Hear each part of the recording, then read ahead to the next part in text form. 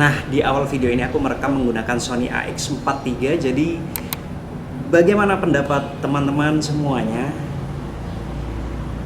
Kualitas gambarnya dan untuk kelebihan kekurangannya, tonton terus video ini sampai akhir.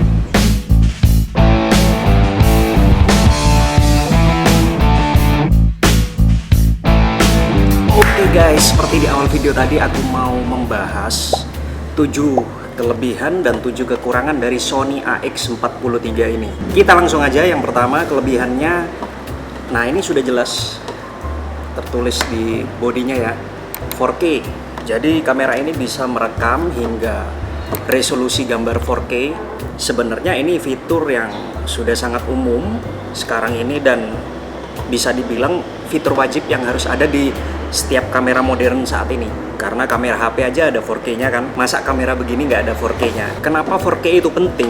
Karena meskipun filenya berat, seperti kita bisa lihat di gambar ini, dengan 4K kita bisa melakukan reframing ataupun cropping tanpa mengurangi kualitas gambarnya. Karena biasanya meskipun kita merekam dengan 4K, kita tetap akan ekspor gambarnya itu ke resolusi Full HD 1080p. Dan keunggulan yang kedua, kamera ini sudah dilengkapi 3 mikrofon bawaan yang ada tertanam di dalamnya. Jadi kualitas audio yang dihasilkan sebenarnya sudah lumayan dibanding kamera mirrorless ataupun DSLR kebanyakan. Kalau dibandingin itu ya jelas lebih baik kualitas mikrofon bawaan ini.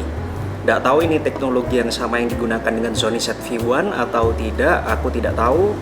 Tapi yang jelas kualitas audionya sudah lumayan. Nah, meskipun kualitas audionya lumayan, tapi ini dia, ada hot shoe di kameranya. Hot shoe ini kita bisa menggunakan mikrofon eksternal, LED light, ataupun monitor eksternal yang memang resmi aksesoris bawaan dari Sony. Jadi ada banyak aksesoris bawaan resmi Sony yang kompatibel dengan kamera ini.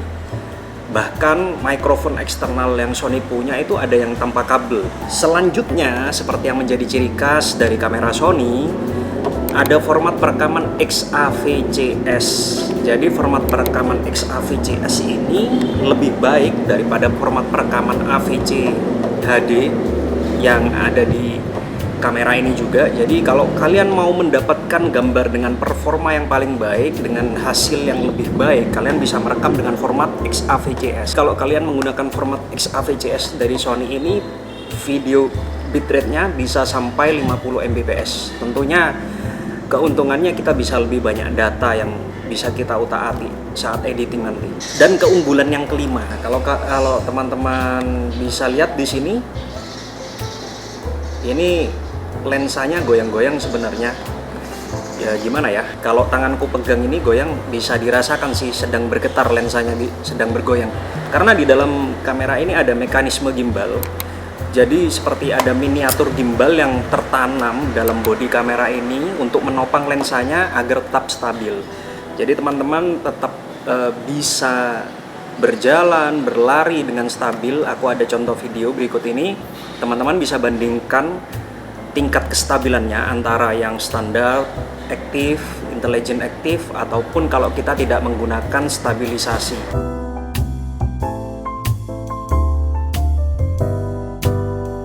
Dan kalau zoom, apalagi zoom dari kamera ini hingga 20 kali. Nah ini keunggulan yang selanjutnya, 20 kali zoom kalian perlu stabilisasi itu. Dan ini sangat membantu ketika kalian nge-zoom jauh, kalian akan mendapatkan gambar yang tetap stabil.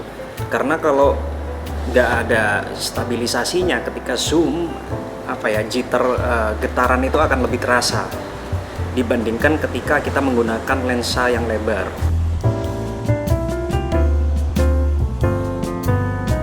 Selain zoomnya yang jauh, bisa hingga 20 kali zoom, kalian juga bisa memfokuskan. Nah, fokusnya minimal, jarak fokus minimal di kamera ini hanya sekitar 1 cm. Jadi sangat dekat sekali, bisa dibilang ini jarak yang biasanya lensa-lensa makro itu. Kalian bisa mendapatkan gambar yang sangat dekat dengan hasil yang tetap fokus. Kemudian alasan yang terakhir, yang ketujuh, kamera ini memiliki bodi yang ringkas. yang ringan juga dan tidak memakan tempat yang banyak dengan ukuran body dan bobot yang seperti ini. Cocok buat jalan-jalan, kalian yang suka traveling ataupun yang suka ngevlog, ini cocok sekali. Lensanya juga bisa diputar. Nah, aman kan buat ngevlog. Kekurangannya, ada 7 kekurangan yang aku catat di sini untuk kamera ini. Yang pertama, ukuran sensornya yang kecil. Jadi ukuran sensornya hanya 1/2,5, itu sangat kecil sekali.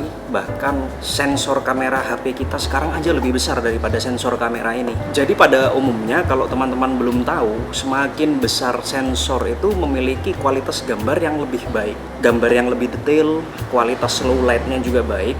Dan ini yang menjadi kelemahan selanjutnya, kelemahan kedua. Low light dari kamera ini juga memang kurang baik. Kalau kita bandingkan dengan kamera mirrorless atau DSLR yang punya sensor lebih besar, kualitas low light-nya tentu lebih baik kamera mirrorless ataupun DSLR yang kita gunakan. Meskipun juga itu tergantung tipe dari DSLR atau mirrorless yang kita miliki, karena kalau yang low end, yang murah-murah juga nggak akan sebaik kamera ini sih. Kekurangan yang ketiga, kamera ini lebih dikhususkan untuk video. Jadi kenapa aku bilang ini kekurangan ya? Karena zaman sekarang ini sudah eranya hybrid kamera. Jadi kamera yang bisa mengambil video dan foto dengan baik. Bukan hanya dikhususkan untuk video, bukan hanya dikhususkan untuk fotografi. Jadi sekarang sudah eranya hybrid kamera. Camcorder ini bukan tidak bisa digunakan untuk foto, tapi tentu saja hasil fotonya juga tidak sebaik smartphone yang kalian miliki pastinya. Apalagi sekarang smartphone dengan rentang harga 3, 4, 5 juta aja udah bisa mendapatkan kualitas foto yang baik kalau dibandingkan dengan camcorder ini. Kekurangan yang keempat, autofocusnya masih menggunakan sistem kontras autofocus.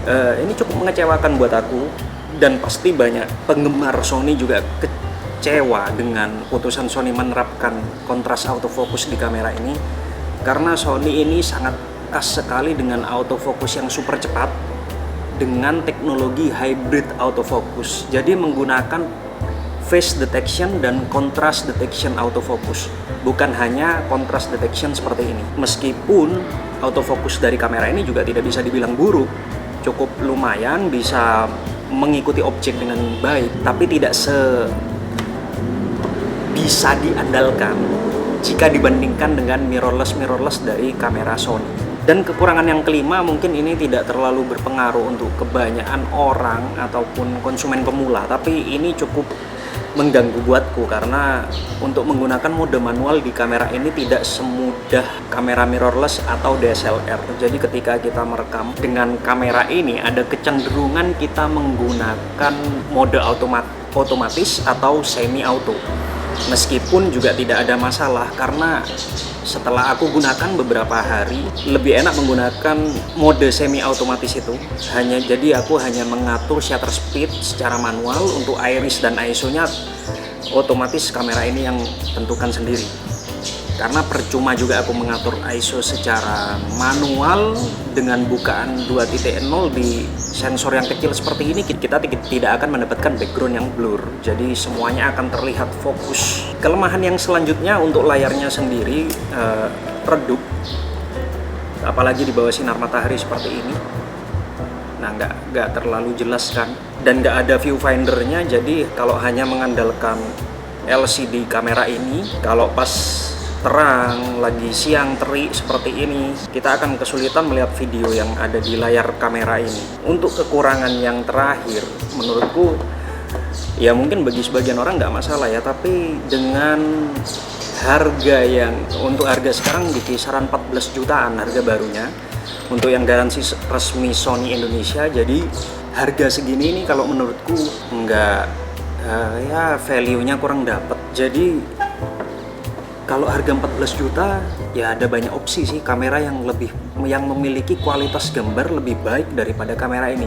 Kalau kita bicara soal kualitas gambar, jadi aku tidak merasa 14 juta itu harga yang sepadan untuk kamera seperti ini. Untuk kesimpulannya sebagai penutup, menurutku kamera ini cocok untuk orang yang tidak mau ribet. Ya karena otomatis itu tadi, dan juga ada mekanisme gimbal di dalam.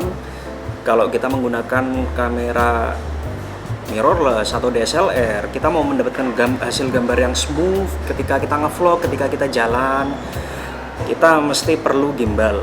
Tapi untuk kamera seperti ini tidak perlu gimbal pun hasil gambarnya akan sudah smooth, halus, tidak goyang-goyang, jadi kita bisa ngevlog dengan stabil.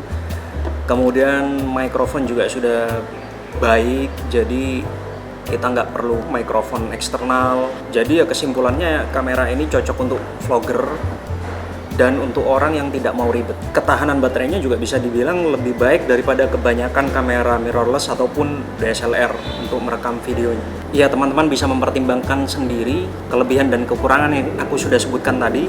Ini cocok dengan kebutuhan kalian atau tidak. Sampai di sini aja review dari aku. Sampai ketemu di video selanjutnya. Dan God bless you.